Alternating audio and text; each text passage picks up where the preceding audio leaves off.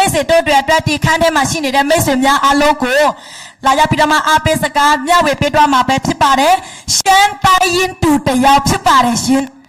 အရင်တော့ကတောင်ပေါ်မှာအလုတ်လုတ်တဲ့တူတယောက်ဖြစ်တယ်မိတွေးဖုတ်ခဲဖုတ်တဲ့အလုတ်ကြမ်းကြမ်းတန်တန်နဲ့မိမိအတွက်ပေါ့နော်ကျောင်းထောက်ပံ့ပေးနိုင်ဖို့အတွက်အလုတ်ကြမ်းကြမ်းလုပ်ခဲ့ဖို့တဲ့တူတယောက်ဖြစ်ပါတယ်ပြီးလို့ရှိရင်လည်းပဲပွဲရပညာတက်တဲ့တူတအိုးဖြစ်တယ်ထိုင်းနိုင်ငံကိုရောက်လာတာနဲ့နေစားလက်ခစားအလုတ်လည်း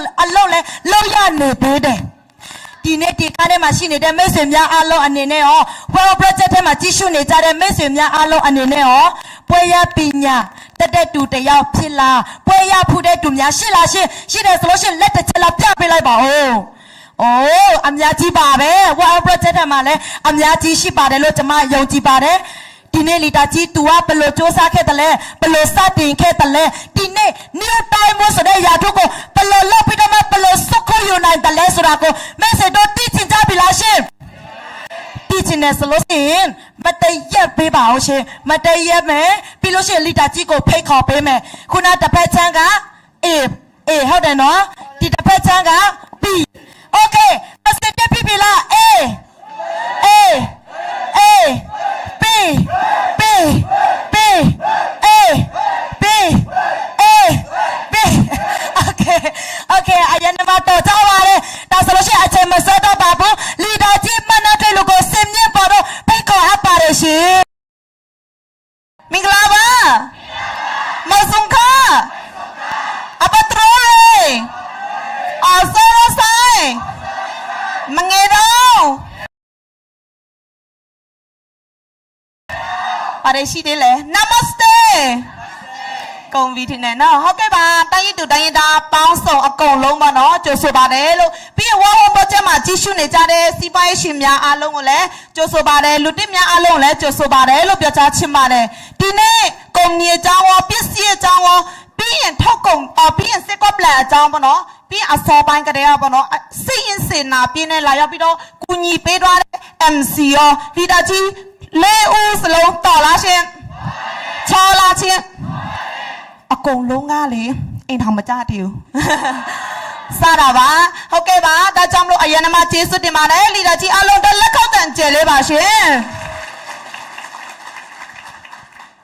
ဒီနေ့ကတော့ကျွန်မအပိစကားအနေနဲ့လာရောက်ပြီးတော့အပေးသွားမှာဖြစ်ပါတယ်ဒီထဲမှာဘောနော်ဒီနေ့မှရောက်လာတဲ့လူတစ်တွေပါလားရှင်ပါကြလားရှင်အိုးလူတစ်တွေတက်လက်ခောက်တန်လေးကြဲလေးပါဝါတော့ကျွန်မကြည့်ရှုနေတဲ့မိတ်ဆွေများအားလုံးကိုလူတစ်တွေပါလားပါတယ်ဆိုလို့ရှိရင် NEW News ဆိုပြီးတော့တစ်ချက်လောက်ရေးလာပေးလို့ရလားရှင်ပြီးရင်ဝါတော့ကျွန်မအခွင့်အလမ်းယူနေတဲ့လူတစ်များတက်လက်ခောက်တန်ကြဲလေးပါရှင်အရင်ကမှဂုံယူတယ်ပေါ့နော်ကိုဒီလိုမျိုးချိန်ပေးပြီးတော့စီးပွားရေးလာပြီးတော့လေ့လာတာအဲ့ဆိုလို့ရှိရင်လည်းအရင်ကမှအောင်မြင်ချင်တဲ့သူတယောက်ဖြစ်တယ်ပေါ့နော်ကျွန်မနာမည်ကတော့နန်းထွေးလူလို့ခေါ်ပါတယ်ဆက်စမောစီးပွားရေးနဲ့မိတ်ဆက်ပေးတဲ့ upline ကတော့တလကို3သိန်းခွဲပဲရရှိပိုင်ဆိုင်ထားတယ်ဆက်ဖာလေဒါကြီးကိုပါတယ်ရှင်ကျွန်မရဲ့အရင်ကမှကျေးဇူးတင်ပါတယ်ကိုအမြဲတမ်းတွင်တင်ဆုံးမနေတဲ့ကျွန်မတို့ရဲ့ uplineအရင်ကမှကျေးဇူးတင်ပါတယ်ဟုတ်ကဲ့ပါline ဘာလို့လီဒါကြီးကိုစင်ကိုကိုဝင်းကိုဦးကိုတက်နိုင်ထပ်ကောင်းဆောင်တိုင်းမကျမတို့ရဲ့နီးပြမဆူလိုက်တန်ကျဲလေးပါရှင်မိုက်လာလဲပေးတဲ့အရင်ကမှကျေးဇူးတင်ပါတယ်လက်ခောက်တန်ကျဲလေးပါဟုတ်ကဲ့ပါကျမရဲ့နီးပြကျမရဲ့ထပ်ကောင်းဆောင်တွေဖြစ်ပါတယ်ဘာလို့လဲဆိုတော့ကျမကရှမ်းနိုင်တူဖြစ်တယ်ပြင်တီစီးပွားရေးမှာလုံးဝအတွေ့အကြုံမရှိခဲ့တဲ့သူတယောက်ဖြစ်တယ်ဒီလိုမျိုးအလုပ်ကိုတခါမှမလုပ်ဘူးပြီးရင်ကိုယ့်ရဲ့မိသားစုတွေထဲမှာလည်းဒီလိုမျိုးအလုပ်ပါတော့လုပ်တဲ့သူတွေမရှိဘူးဒီအလုပ်ကိုကိုယ့်ရဲ့မိဘတွေကိုယ့်ရဲ့ဆွေမျိုးတွေတွားမေးလဲသူတို့လည်းတိမှာမဟုတ်ဘူးဒါပေမဲ့ကိုယ့်အမြဲတမ်းတွင်တင်ဆုံးမတင်ပြပေးတဲ့ apply assistant တွေရှိလို့လုံးဝအတွေ့အကြုံမရှိခဲ့တဲ့သူတယောက်အရင်တော့မလွတ်ခဲ့တဲ့ဖူးခဲ့တဲ့ကျမတို့လိုမျိုး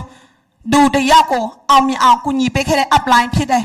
ပြောမယ်ဆိုလို့ရှိရင်ပို့ပြီးတော့ဆိုတာကကျမတို့ကတိုင်းရင်တူတွေဖြစ်တယ်ဒီထက်မှာတိုင်းရင်တူတိုင်းရင်သားတွေပါလားရှင်ပါလားရှင်အိုးအများကြီးပဲဘာလို့လဲဆိုတော့ဘာလို့မေးကြည့်လဲ ကျမအရင်တော့တိုင်းရင်တူတယောက်အနေနဲ့ဝရောက်လောက်ကင်မယ်ဆိုလို့ရှိရင်တိတ်ပြီးတော့ကိုမယုံကြည်ဘူးပေါ့နော်ငါလုံနိုင်ပါမလားငါဖြစ်နိုင်ပါမလားပမာစကားလဲအများကြီးမပြောတတ်တယ်လို့ပီပီတတလည်းမပြောတတ်ဘူးတခါလေကိုပြောချင်တာကတစ်မျိုးပြောထွက်တာကတစ်မျိုးအဲ့လိုမျိုးဖြစ်တယ်ပေါ့နော်ဒါကြောင့်မလို့ကိုအရန်မခက်ခဲတယ်ဆဆတင်တော့ကဒီထက်မှာဒါကြောင့်မလို့တိုင်းရင်တူတိုင်းရင်သားတွေအတွက်လည်းပို့ပြီးတော့အားပေးချင်ပါတယ်ဘာလို့လဲဆိုတော့ကျမကရွာမှာမွေးဖွားခဲ့တဲ့တိုင်းရင်တူတရားဖြစ်တယ်အလုပ်မျိုးစုံကိုလည်းလုတ်ခဲ့ဖူးတယ်စိုက်ပျိုးရေးလုတ်တယ်ပြီးရွာမှာမိတွေးဖောက်တဲ့အလုပ်တွေလည်းလုတ်ခဲ့ဖူးတယ်ဘဝမပြောင်းလဲဒါကတော့ကျမတို့ရဲ့မိဘတွေအရင်ဦးဆုံးကတည်းကပေါ့နော်ကျမတို့ငယ်ငယ်ကတည်းကလုတ်လာခဲ့တဲ့အလုပ်ကိုကျမတို့ကပြန်လဲပြီးတော့လိုက်လုတ်တာပေါ့နော်ဘဝမပြောင်းလဲတလို့စားဖို့တောက်ဖို့အတွက်တောင်မှအဆင်မပြေဘူးဒါပေမဲ့ကိုအဲ့လိုမျိုးအဆင်မပြေဘူးဆိုပြီးတော့ဒီလိုမျိုးနေလို့ရမလားမရဘူးကျမတို့ရဲ့မိဘလည်းပြန်လဲပြီးတော့ကျမတို့ဒီလိုမျိုးဘဝကနေမရက်တတ်အောင်ဆိုပြီးတော့မရှိတဲ့ပတ်စံကြားထဲကနေရတဲ့ပတ်စံနည်းနည်းလေးနဲ့ကျမတို့ကိုအကြောင်းတွေထောက်ပံ့ပေးတယ်ပွက်ရပညာတတ်ဖြစ်အောင်ဘနော်ထောက်ပံ့ပေးတယ်ပွက်ရပြီးတဲ့နောက်ပိုင်းမှာပွက်ရပြီးတာနဲ့ဘာမှမလုပ်ဘဲနဲ့ပတ်စံရလားရှင်ပွက်ရပြီးတာနဲ့တခါတည်းအလုပ်သွားလျှောက်သူများတခါတည်းလက်ခံလားရှင်အလုပ်အတွေ့အကြုံလိုတယ်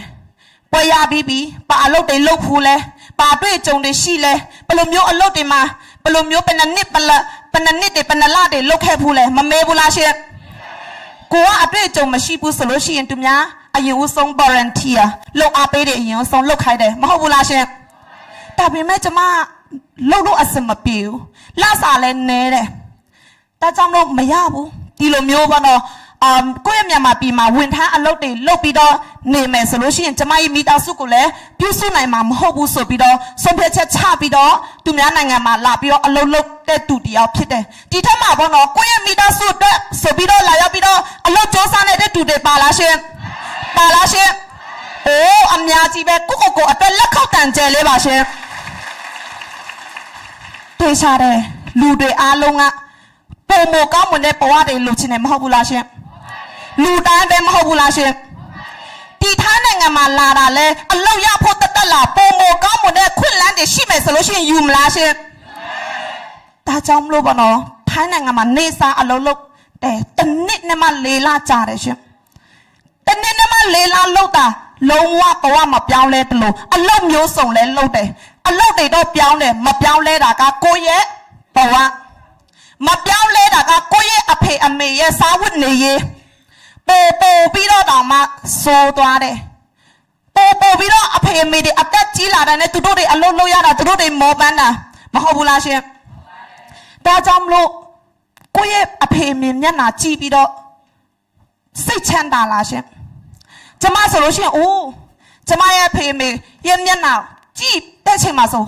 ကျမစစလာတော့ဆိုလို့တောင်မှအဖေအမေကအသက်ကြီးနေပြီကျမလာတာတနည်းနဲ့မှ4လနဲ့ကိုတောင်မှ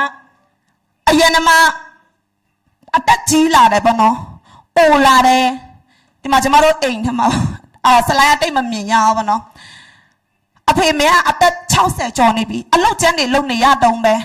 ကျမထိုင်းနိုင်ငံလာတာကျမတို့အဖေမေအတွက်တက်လာပြီးတော့စူးစမ်းတယ်ဆိုဒါပေမဲ့တနည်းကျော်နဲ့ကျမဘာမှဘဝမပြောင်းလဲသေးဒါကြောင့်မလို့အရင်မှစိတ်ထဲမှာခံစားရတယ်ဖုံးဆက်လိုက်တဲ့အဖေမေကအလုပ်လုပ်နေတယ်တောင်ရည်ထဲမှာည9နာရီဆိုအဖေဖုံးဆက်တဲ့အဖေအိမ်ပြန်လာသေးဘူးစိုက်ပျိုးရေးလုပ်နေတယ်လေထဲမှာရောက်နေတယ်ကိုရဲ့စိတ်ထဲမှာအိုးငါတို့မောင်နှမတွေ3ယောက်စလုံးဒီလောက်ကြီးအောင်ကိုရဲ့မိသားစုကိုရဲ့မိဘနှစ်ပါးကရှာကျွေးနိုင်တယ်ဒါပေမဲ့ကျမတို့မောင်နှမ3ယောက်စလုံးကထိုင်းနိုင်ငံမှာလာပြီးတော့ကိုရဲ့မိသားစုတော်မှကောင်းကောင်းမွန်မွန်မပြုစုသေးနိုင်သေးဘူး3ယောက်စလုံးရှာတဲ့ပတ်စံကကိုရဲ့အဖေအမေနဲ့ရွာမှာစိုက်ပျိုးရေးမလုပ်ဘဲနဲ့နေလို့မရသေးဘူးပြန်ပြီးတော့တွေးတယ်ရှင်ပို့ပြီးတော့ကိုရဲ့မိသားစုတွေကိုကိုရဲ့မိဘတွေချမ်းတနာထားချင်တဲ့သူတွေပါလားရှင်ချမ်းတနာထားတဲ့အပြင်သူတို့စားချင်တဲ့အရာတွေမကြွေးချင်ဘူးလားရှင်သူတို့သွားချင်တဲ့နေရာတွေလိုက်မပို့ချင်ဘူးလားရှင်သူများနိုင်ငံဖျားသွားဖူးတာဒီလိုမျိုးဝါတွင်းမှာဆိုလို့ရှိရင်သူများတွေ ဝါဝင်တယ်ဖျားတွေတွားတယ်အလူတွေလှုပ်တယ်ကိုယ့်အဖေမေဆိုအော်သမီးရဲ့တားရဲ့အဖေမေအလူလှုပ်ပေးတယ်နော်တားအတွက်900လူပေးတယ်ညီမလေးအတွက်300လူပေးတယ်သူများ1000 3000လူတာကိုယ့်အဖေမေ100 200နဲ့လူပေးရတာကိုပို့ပေးတဲ့ပတ်စံကလည်းမလောက်ဟုတ်ဘူးလားရှင်ကျမဆိုလို့ရှိရင်ခံစားရတာပေါ့နော်တားအပြင်ကျမပို့ပြီးတော့အလုပ်တွေရှာတယ်အလုပ်ကောင်းမွန်တဲ့အလုပ်တွေရှာတယ်မဲဘာအလုပ်မကောင်းတာလားအသက်ကြီးရွယ်အိုထိမ့်သိမ့်မယ်ထိမ့်တဲ့နေရာမှာတွားပြီးတော့လုပ်တယ်ဝင်ငွေမကောင်းသေးတာလားထပ်မှန်ပြီးတော့ကလေးထိမ့်တဲ့လုပ်တွေလုပ်တယ်အလုပ်မျိုးစုံလုပ်တဲ့အချိန်မှာကျမအလုပ်လုပ်နေတဲ့အချိန်မှာနေစားပေါ့နော်မဲဘာအလုပ်နဲ့ကလေးထိမ့်တွဲပြီးတော့လုပ်တယ်ဝင်ငွေများတာပေါ့နော်1000နဲ့မှ4000ရတယ်မများဘူးလားရှင်မများဘူးလားရှင်များတယ်နော်1000 4000ကျမဆိုစဉ်းစားဦးငါ1000 4000တောင်ရတယ်ဆိုတော့ငါမိသားစုတွေအကောင်းဆုံးပြုစုနိုင်မှာပဲဆိုပြီးတော့တွေးခဲ့တယ်ဒါပေမဲ့ထင်ထားတယ်လို့မဟုတ်ဘူးကျမအဲ့လိုမျိုးပေါ့နော်ဝင်ငွေတွေကောင်းနေပေမဲ့နိုင်ငံရေးအကြောင်းနဲ့ပြီးရင်2020တုန်းကပေါ့နော်ကိုဗစ်ရောဂါတွေဝင်လာတာအကြောင်းနဲ့2021ထိအလုပ်တွေကောင်းကောင်းမွန်မွန်လုပ်လို့မရသေးဘူးကျမအကိုကကျမ1000 4000ဝင်ငွေရတဲ့လမှာကျမအကိုကခါကြိုးတယ်အလုံးလုံးလို့များစေးုံတက်ရတယ်ကျမအမအလုပ်ပြုတ်တယ်ကျမရနေတဲ့ဝင်ငွေ1000 4000နဲ့အဖေအမေကိုပြုစုရတယ်လို့ကျမရဲ့အကိုလည်းစေးုံမှာစေကုပေးရတယ်ပြီးရင်အမကလည်းကျမကိုလုံးဝကူညီပေးလို့မရအောင်သူ့မှာအလုပ်ပြုတ်နေကျမစဉ်းစားတယ်ကျမဝင်ငွေ1000 4000နဲ့အခုကြတော့ကိုယ့်ရဲ့မိသားစုကိုပြုစုနိုင်ပေမဲ့အကယ်လို့ကိုလုံနေတဲ့နေစာအလုပ်ပန်ရှင်ကထွေးလူငါတို့အလုပ်မှာဝင်ငွေမကောင်းလို့စီးပွားရေးမကောင်းလို့နိုင်ငံရေးကြောင့်ယောဂတွေကြောင့်စီးပွားရေးမကောင်းဘူးအလုပ်သွားရှာတော့အလုပ်တစ်သွားရှောင်းလိုက်တော့လို့ပြောလိုက်ရင်ကျမတို့အလုပ်မလုပ်လိုက်ရတာနဲ့ကျမတို့ရဲ့ဝင်ငွေမရက်တန့်ဘူးလားရှင်ကျမတို့မလုပ်နိုင်တော့ဘူးဆိုလို့ရှိရင်ဝင်ငွေရှိမလားကိုတို့တွေနေမကောင်းပြီးတော့အလုပ်မလုပ်တာတော့မှတထေးတွေပတ်စံမပေးဘူးဟုတ်ဘူးလားရှင်အလုပ်ပြုတ်သွားပြီဆိုလို့ရှိရင်ကျမမှာရှိနေတဲ့မိဘနှစ်ပါးရောအကိုကဆေးရုံတက်နေရောကျမဘယ်လိုမျိုးပြုစုမှလဲကျမတခါတည်းတွေးတယ်အိုးအဲ့လိုမျိုးဆိုရင်တော့ပြောလို့မရကျမဆိုလို့ရှိရင်ဒီလိုမျိုးကြောက်ပေးလားအဲ့လိုမျိုးပေးမှရက်နေတယ်လို့မျိုးပဲဒါကြောင့်မလို့အခွင့်အလမ်းတွေလိုက်ရှာတယ်မရတဲ့နီလန်ပေါ့နော်ကိုဘယ်လိုမျိုးအလုပ်တွေလုပ်နိုင်မှာလဲအွန်လိုင်းကနေလုပ်လို့ရမလားအပြင်ကနေလုပ်လို့ရမလားထပ်မှန်ပြီးတော့အပေါ်ဝင်ငွေတွေရနိုင်တဲ့နီလန်တွေလိုက်ရှာတယ်ရှာလိုက်တဲ့အချိန်မှာကျမဆက်မောခွင့်လန်းကိုမြင်နေရှင်ကျမ upline Facebook ပေါ်မှာတင်ထားတယ် Facebook ပေါ်မှာတင်ထားတဲ့အချိန်မှာသူ့စီမှာသွားဟိုင်းပြီးတော့လှုပ်ချင်တယ်ပေါ့နော်မိတ်ဆက်ပေးကျမကမိတ်ဆက်ပေးကျမလှုပ်ချင်တယ်မိန်းကလေးလှုပ်လို့ရလားလို့ကျမမေးတယ် upline ကပြောတယ်မိန်းကလေးရောယောက်ျားလေးရောအကုန်လုံးလှုပ်လို့ရတယ်သူများနိုင်ငံတကာကနေလှုပ်တဲ့သူတွေအများကြီးရှိတယ်ညီမလေး group ထဲမှာဝင်လေးလာကြည့်လှုပ်ချင်မလှုပ်မလှုပ်ချင်လည်းရတယ်တဲ့ကျမ upline ကကျမကိုပြောဝင်ရောက်လေးလာကြည့်တယ်ရှင်ဒီထက်မှာပေါ့နော်ကိုယ့်ရဲ့ upline စီ high တော့တဲ့သူတွေပါလားရှင်အိုးအများကြီးပဲအခွင့်အလမ်းလိုက်ရှာနေတာမဟုတ်ဘူးလားရှင်အရင်ကမှကုန်ယူတယ်ကိုကပုံမှုပြီးတော့ကောင်းမွန်တဲ့ဘဝတွေလိုချင်တယ်ကျမလည်း high တော့ပြောဝင်ရောက်ပြီးတော့လေးလာတယ်စူးစမ်းပြီးတော့တင်ယူတယ်တိတ်ပြီးတော့နားမလဲပမာစကားပြောတယ်ကျမပမာစကားတိတ်ပြီးတော့အများကြီးနားမထောင်တော့ကြောင်းတက်တာပမာစာတော့တက်တယ်ပမာစကားမတက်ဘူးအဲ့လိုမျိုးဖြစ်တဲ့သူရှိလားရှင်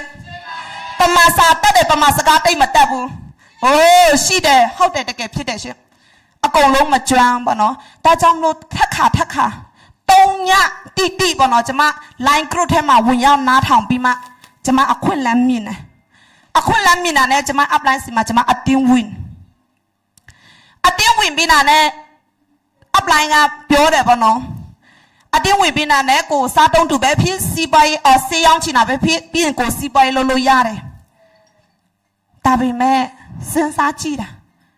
မိတ်ဆွေတို့စဉ်းစားကြည့်နော်ကျမလိုမျိုးမိဘကိုလည်းထောက်ပံ့ရအောင်မယ်ပြီးရင်ကိုယ့်ရဲ့အကိုလည်းစေကူရအောင်မယ်ဘယ်နာပတ်စံယူပြီးတော့ဒီလိုမျိုးပစ္စည်းတကူဝယ်ယူသုံးဆွဲလို့ရမလဲအခက်ခဲဖြစ်တယ်ဒီထဲမှာအဲ့လိုမျိုးဖြစ်နေတဲ့သူပါလားရှင် ဖြစ်ဖို့တဲ့သူပါလားရှင်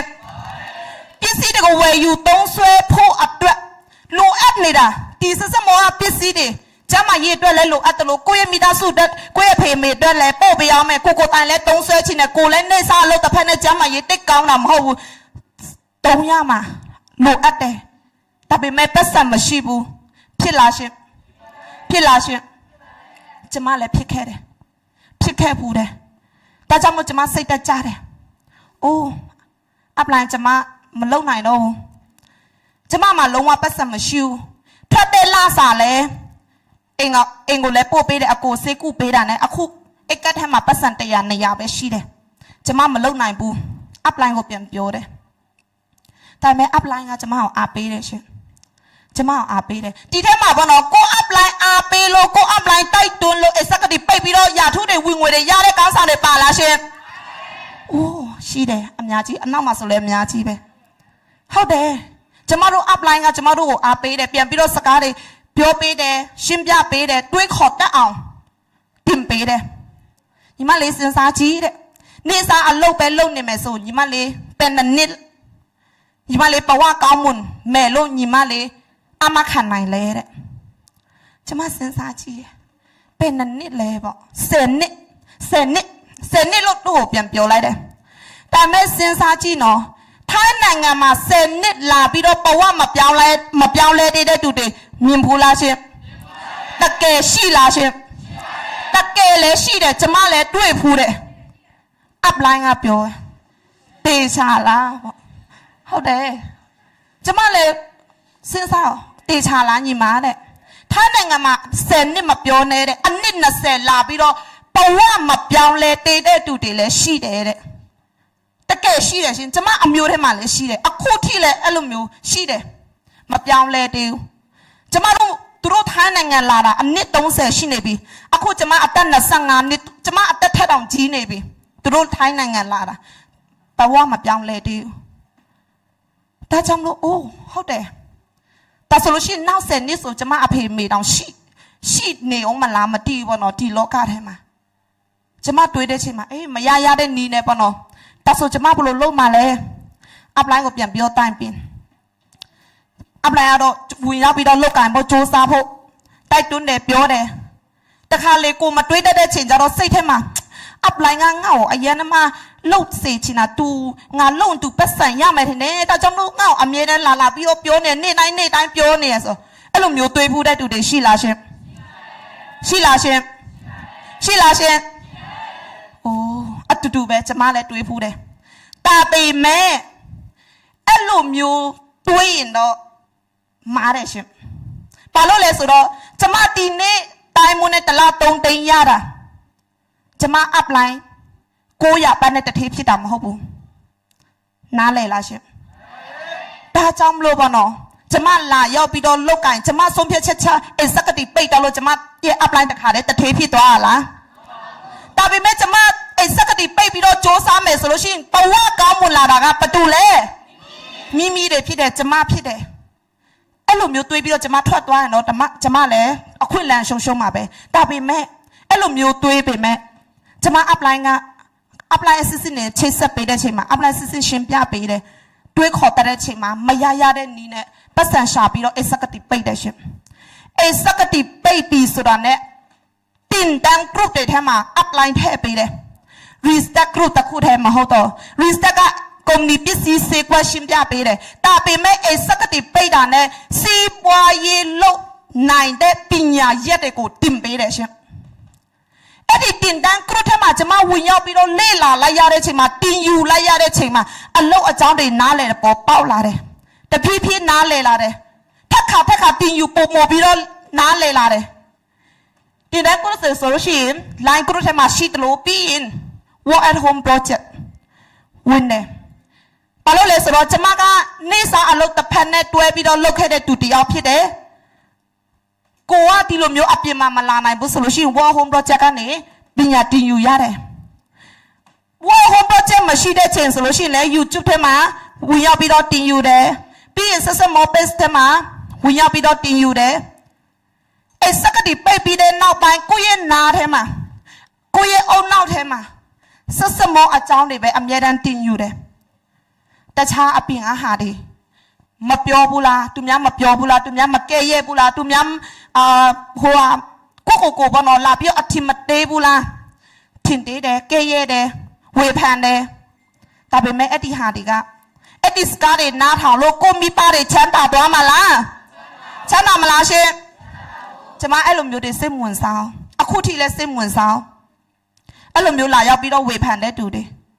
အဲ့လိုမျိုးဝေဖန်တဲ့သူတွေစကားနားထောင်ပြီးတော့အောင်မြင်သွားတဲ့သူတစ်ခုမှတယောက်မှမတွေ့သေးဘူးဒါပေမဲ့အဲ့လိုမျိုးဝေဖန်တဲ့သူတွေ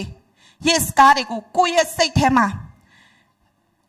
ကိုယ့်ရဲ့ပြဿနာအနေနဲ့လာမထားဘဲနဲ့ကိုယ့်ရဲ့တွန်းအားအနေနဲ့လာရောက်ပြီးတော့ဖြစ်ပြေးတယ်ဆိုလို့ရှိရင်အောင်မြင်သွားတဲ့သူတွေအများကြီးရှိတယ်ဒါကြောင့်မလို့ကျမရဲ့အုံနောက်ထဲမှာအတွေးထဲမှာကျမရဲ့နားတွေထဲမှာဆက်စမောအကြောင်းပဲတင်ယူတယ်ရှင်တင်ယူတယ်လေ့လာတယ်ပုံမပြီးတော့လောက်ကင်တယ်စူးစားတယ်ပြန်နေပြီးတော့အခွင့်လန်းတွေပေးတယ်ကိုကိုတိုင်ပစ္စည်းတွေတုံးဆွဲတယ်အဖေမေကိုလည်းပို့ပေးတယ်အဖေမေလည်းကျမ်းမာရေးကောင်းလာတယ်လို့အကိုလည်းကျမ်းမာရေးပြန်ပြီးတော့ကောင်းလာပြီးတော့ကျမလည်းဝင်ငွေတွေရတယ်ရှင်3 လတီနဲ့ကျမလေ့လာတင်ယူလောက်ကင်လေ့လာတင်ယူလောက်ကင်တစ်ခေါက်လှုပ်လို့နားမလဲတစ်ခေါက်လှုပ်လို့မတက်ဘူးဆိုလို့ရှိရင်ထက်ခါလှုပ်ကျွမ်းကျင်လာတယ်ကျွမ်းကျင်လာတဲ့အချိန်မှာ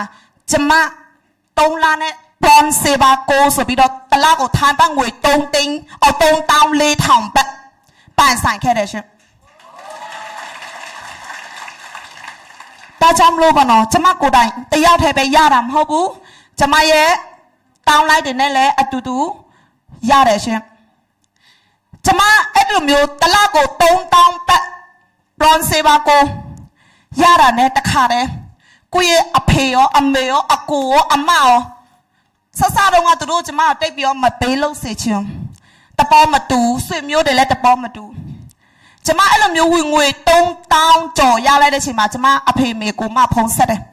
ကျမနေစားထွက်မယ်လို့နေစားမလုပ်တော့ဘူးလို့နေစားထွက်ပြီးတော့ဆက်မောကို100 ခိုင်နှုန်းလုပ်မယ်ကျမရဲ့အမကျမတို့တချို့ဆွေမျိုးတွေဆိုပြောတယ်ထွက်သွားလို့ပြန်လဲပြီးတော့ပတ်စံမရရင်နဲ့နေစားပြန်လာလောက်ရရင်မရှက်ဘူးလားတဲ့မိတ်ဆွေတို့ဆိုရင်ငါရှက်မလားရှင်ရှက်မယ်မရှက်ဘူးလားရှင်မရှက်ဘူးလားရှက်တာပေါ့တာပေမဲ့မရှက်ချင်ဘူးဆိုလို့ရှိရင်မရှက်ရအောင်လုပ်လို့ရတယ်လေဟုတ်ဘူးလားရှင်ကျမနေစား900ထုနဲ့နေစားထွက်ပြီးတော့နေစားထွက်တဲ့လ2028 လပိုင်းမှာပလက်တီနမ်တလားကို9,000 ဘတ်ပိုင်ဆိုင်နိုင်အောင် apply assistant နဲ့တိုင်ပြီးလောက်ကင်ပြီးတော့ရရှိခဲ့တယ်ရှင်ပလက်တီနမ်ရပြီးတဲ့နောက်ပိုင်းမှာကိုယ့်အဖွဲ့အစည်းတွေပါလာတယ်ကိုယ့်ရဲ့တောင်းလိုက်တွေဝင်လာတယ်အမြန်ဆုံး4 လနဲ့ပလက်တီနမ်ရထူးရတယ်တေချာတယ်ကိုလုံးတက်တဲ့အပိုင်းတွေရှိတယ်လို့ကိုမလုံးတက်တဲ့အပိုင်းတွေလည်းရှိတယ်ကိုနားလေတဲ့အချက်တွေရှိတယ်လို့ကိုနားမလဲတဲ့အချက်တွေလည်းရှိလာတယ်ပတ်စံတွေအများကြီးရလာတဲ့ချိန်မှာဘောနော်ပြင်းသွားတဲ့တူတွေလည်းရှိတယ်ဒါပေမဲ့ကိုဘောနော်ဒီနစ်နဲ့ထဲမှာအမြဲတမ်းရှိနေအောင်ကိုပါလုံနေတာလေပတူအတွက်လုံနေတာလေကိုရဲ့တန်ဖိုးကပါလေကိုစူးစမ်းနေတာကိုတယောက်တည်းအတွက်မဟုတ်ဘဲနဲ့ကိုရဲ့မိသားစုအတွက်ကိုနောက်ကနေလိုက်လာတဲ့ကိုရဲ့ဖွဲ့သားတွေအတွက်အားလုံးကိုဖြစ်နေတယ်ဆိုတာတင်ပေးတဲ့တင်တန်းလည်းရှိတယ်ရှင်ဒါကတော့ wine boy တင်တန်းဖြစ်ပါတယ်အယနမဒီတင်တန်းကိုကျေးဇူးတင်တယ်တင်ပေးတဲ့သူကတော့ကုမ္ပဏီပါရှင်ဖြစ်ပါတယ်ကျမပထမဦးဆုံးပါတော့တင်တဲ့အချိန်ဆိုတာဒီမှာကျမအချိန်တော့ဆိုဒီလိုမျိုးအပြင်မှာမတင်ပေးသေးဘူး online ထဲကနေတင်ပေးတယ်ကျမတို့ရဲ့နီးပြမဆလိုက်ဝင်းကအိမ်မှာပေါ့နော် slide ထိုးပြီးတော့တင်ပေးဒီလိုမျိုးရုံးလာလို့မရသေးဘူး covid ဖြစ်နေတယ်ပတ်စပ်ပိတ်ပြီးတော့တွားတာပေါ့နော်လမ်းမှာမဆလိုက်ဝင်းအိမ်မှာဒီမှာကျမတို့ရဲ့နီးပြအိမ်မှာတွားပြီးတော့လူတိတ်မများနည်းနည်းလေးပဲရှိတယ်တွားတင်တယ်ရှင်ပထမဦးဆုံးတွားတင်တယ်အခုဆိုလို့ရှိရင်တင်ဝိုင်းပွဲတင်တန်းတွားတက်တယ်ဆိုလို့ရှိရင်ဒီလိုမျိုး1 ယောက် 2 ယောက်နဲ့တွားမတင်ဘူးရှင်ဒီလိုမျိုးအဖွဲလိုက်တွားတယ်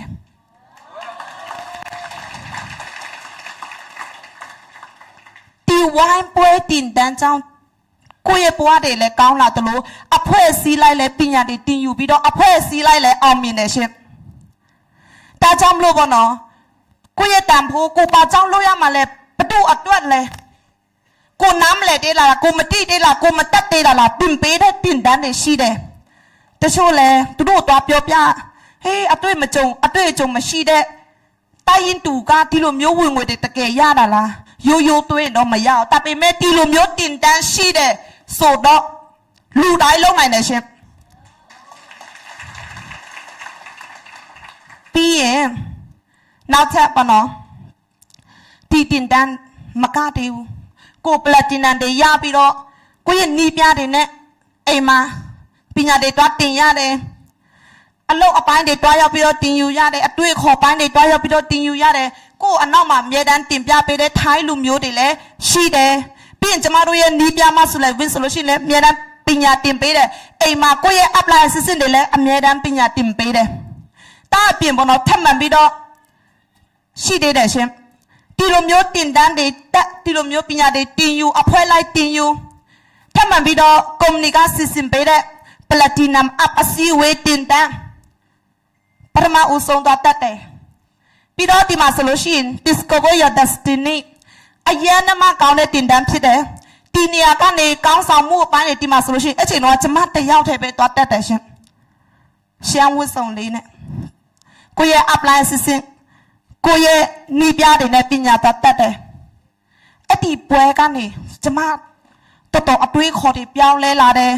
တော်တော်ဖွဲ့စည်းတွေနဲ့လှုပ်တက်လာတယ်လူတွေရဲ့ဖြစ်တတ်တဲ့တဘဝတွေကိုလည်းပို့ပြီးတော့နားလည်လာတယ်စီးပွားရေးအတွေးခေါ်တွေလည်းရလာတယ်စီးပွားရေးလုပ်တဲ့နေရာမှာဘယ်လိုမျိုးတွေးရမှာလဲဘယ်လိုမျိုးလုပ်ရမှာလဲဘယ်လိုမျိုးစ조사ရမှာလဲဆိုတာပို့ပြီးတော့နားလည်လာတယ်ဒါပေမဲ့အခက်ခဲတွေကြုံတယ်ရှင်ပြဿနာတွေကြုံတယ်ဆောက်ဆောက်ဝင်တော့ကလည်းပတ်စံမရှိတဲ့ပြဿနာမိဘသဘောမတူတဲ့ပြဿနာပတ်ဝန်းကျင်မကြိုက်တဲ့ပြဿနာဝင်ရောက်ပြီးတော့ဆောက်ဆောက်လောက်ကင်တဲ့ချိန်မှာဆိုလို့ရှိရင်လည်းမလောက်တတ်တဲ့ပြဿနာနားမလဲတဲ့ပြဿနာတွေ့တယ်ရှင်လောက်ပြီးတော့နည်းနည်းလေးပတ်စံဝင်လာရလာတဲ့တန်ဖိုးမတီးတဲ့ပြဿနာတန်ဖိုးတွေကိုတင်ပေးတဲ့တင်တန်းလည်းရှိတယ်ရှင်အခုကျတော့အဖွဲအစည်းလိုက်မလောက်တတ်တဲ့ပြဿနာကျမအချိန်တော့ဆိုလို့ရှိရင်အဖွဲ့အစည်းနဲ့တိတ်ပြီးတော့မလုံတတ်တယ်ပလက်တီနမ်တချို့တောင်းလိုက်တယ်ဆိုရင်လည်းကောင်းကောင်းမွန်မွန်တင်ပညာတင်ပေးတတ်တယ်လို့တချို့ပြောလို့မရတဲ့ကိုယ့်အဖွဲ့အစည်းတွေတချို့ကောင်းဆောင်တွေနဲ့ကိုတဲ့အောင်မနေတတ်ဘူးပူပေါင်းတတ်အောင်မနေတတ်ဘူးဖြစ်တယ်အဖွဲ့အစည်းတွေမှာနေတာမပျော်ဘူးဖြစ်တယ်အချိန်တော့ကျမခံတင်တန်းคำป่วยติดดันตัวแต่เช่น discover เนี่ยคำเนี่ยกรมนิบาลชิงก็ลบไปเลยพระมาอุศงตัวแต่จะมาแต่ยาวเทไปเชียนได้ยินดูดียาวเทไปตัวแต่พี่อัพไลน์ซิเนี่ยมาสรุปชินเลยยาวจ้าเลยดีไปจะมาแต่ยาวเทไปเนี่ยอัพไลน์ซิเนี่ยแต่ช้าอัพเพื่อซีเนี่ยมิงเกลสุดแต่ช้าอัพเพื่อซีไปชีเดกูยังอัพไลน์เนี่ยมีดันနေလို့မရတော့အပလိုင်းယောက်ျားလေးသူတို့မှလည်းသူတို့ဖွဲ့ရှိတယ်တခြားအဖွဲ့အစည်းတခြား main ကလေးတွေနဲ့တွားပြီးတော့နေရတယ်ပညာတင်ရတယ်သူများနဲ့တဖြည်းဖြည်းနေတက်လာတယ်သူများနဲ့အတူတူပညာတင်တက်လာတယ်သူများအဖွဲ့အစည်းနဲ့အတူတူနေတက်တယ်ပညာတင်တက်တယ်ကိုကြုံတွေ့ရတဲ့ပြဿနာတွေဘယ်လိုမျိုးဖြေရှင်းရမှာလဲသူများနဲ့နေတဲ့အချိန်မှာဘယ်လိုမျိုးနေရတာလဲ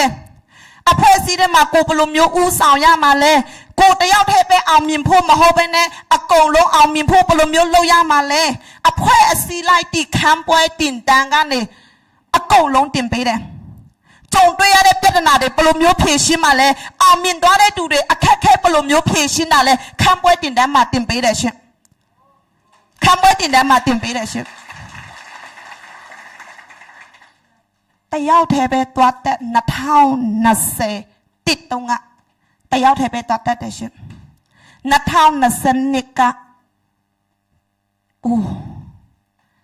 မိတ်ဆွေတို့မြင်တဲ့အတိုင်းပဲများလားရှင်လူကြီး1000မနော်လူကြီး1000တင်တယ်ခံပွဲတင်တယ်ကျမနဝကလူကြီးတရားကျော်နာယမ်နီပါတတ်တယ်ရှင်တင်တယ်မှာ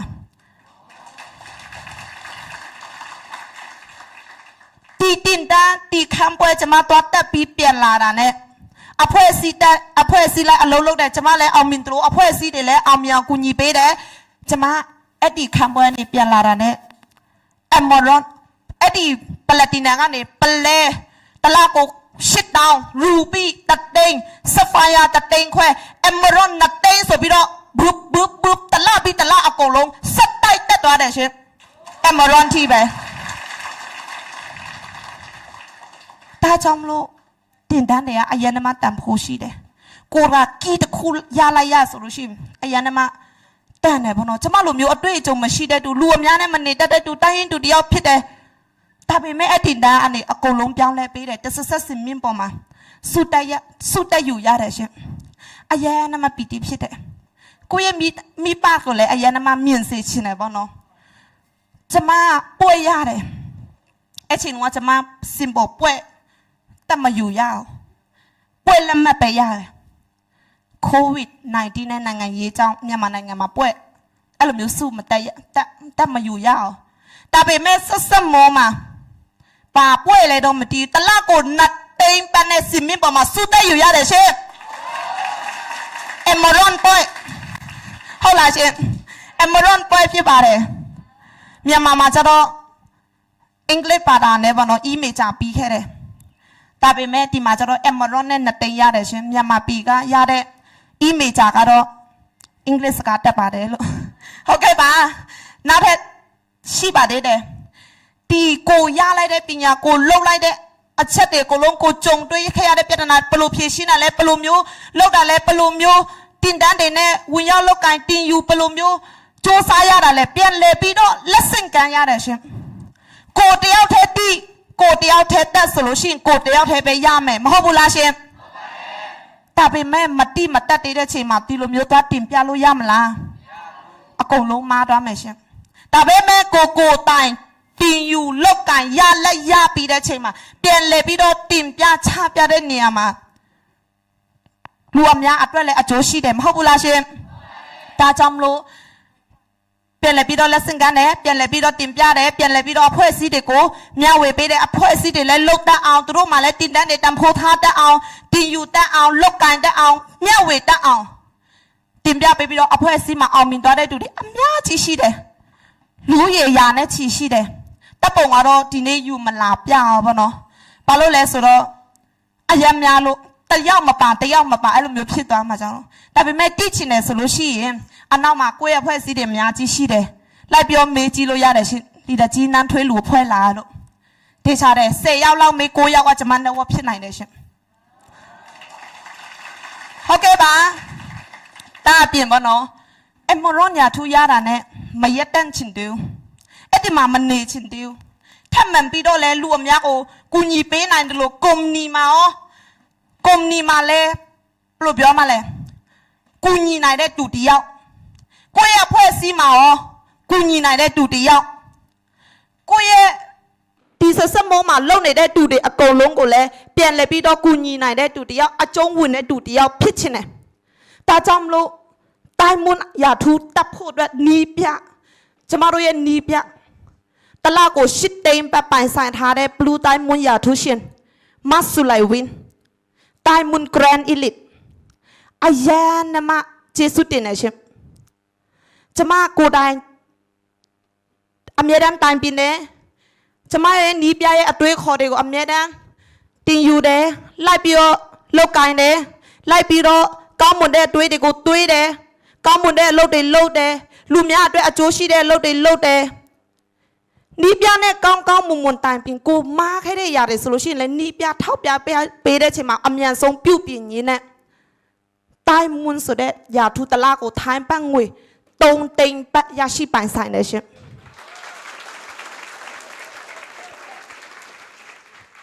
ကိုတင်ပြပေးတဲ့ကောင်းဆောင်အစစ်အဖွဲ့အစည်းတွေရှိတယ်လို့ကိုယ့်ရဲ့အမားမှန်ကိုယ့်ရဲ့တွေးခေါ်ကိုယ့်ရဲ့လှုပ်ဆောင်ချက်တွေကိုထောက်ပြတင်ပြပေးဖို့နီးပြတွေလည်းလိုအပ်တယ်ရှင်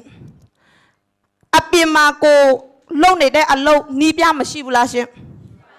ရှိတယ်နေစာအလုပ်လည်းနီးပြရှိတယ်မရှိဘူးလားရှင်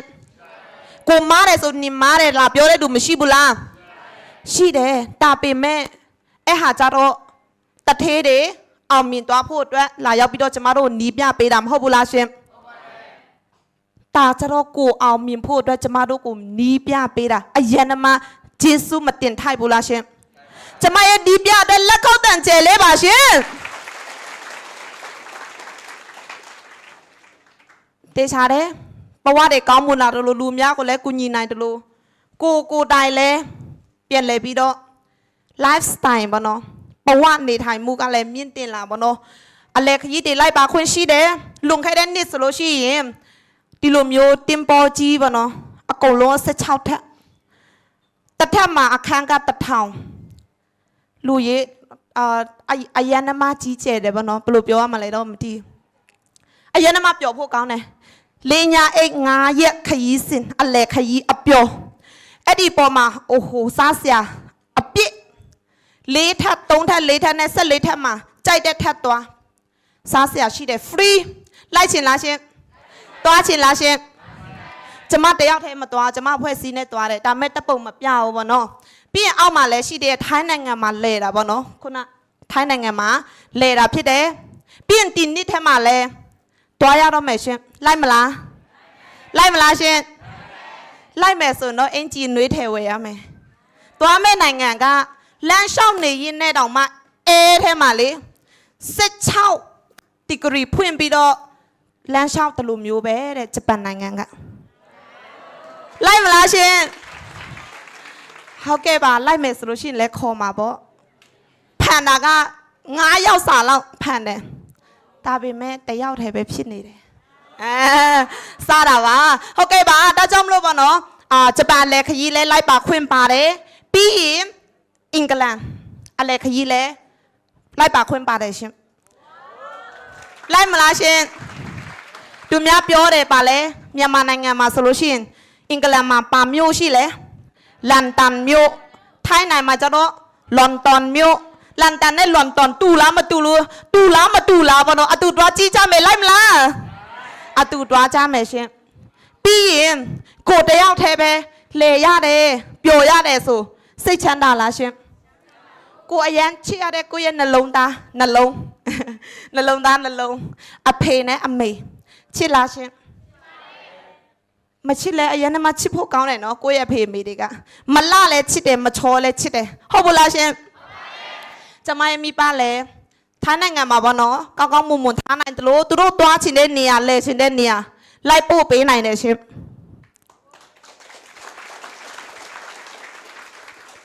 ဒါတွေကကျမတယောက်တည်းပဲရနိုင်တယ်လို့ပြောတာလားမဟုတ်ဘူးဒီထဲမှာထိုင်နေတဲ့သူတွေအားလုံးလဲလုံနိုင်တယ်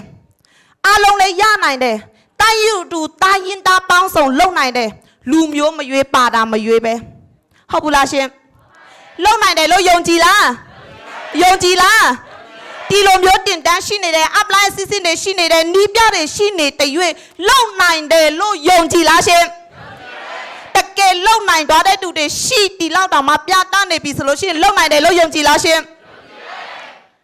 ယုံကြည်ရမယ်ရှင်တရားမှမရှိသေးတော့တစ်မျိုးပေါ့အောင်မြင်သွားတဲ့သူတွေအများကြီးပဲမယုံသေးဘူးဆိုတော့မဟုတ်သေးဘူးလေနော်ယုံကြည်ရမယ်လုံနိုင်တယ်ဒါကြောင့်မလို့အိုးဝင်ငွေ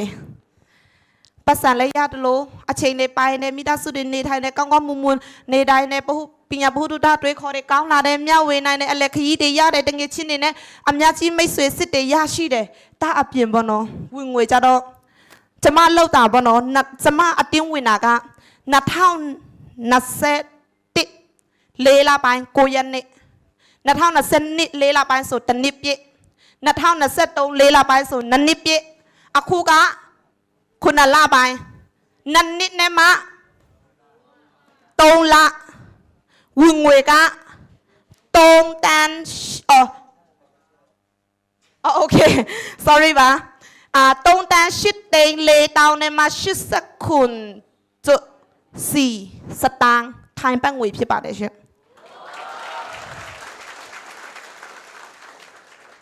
နေစားအလုပ်လုပ်မယ်ဆိုရနိုင်မလားရှင်ပတ်စံမရှိဘူးလို့ကိုကရက်တက်နေမယ်ဆိုလို့ရှိရင်တီလိုမျိုးရမလားရှင်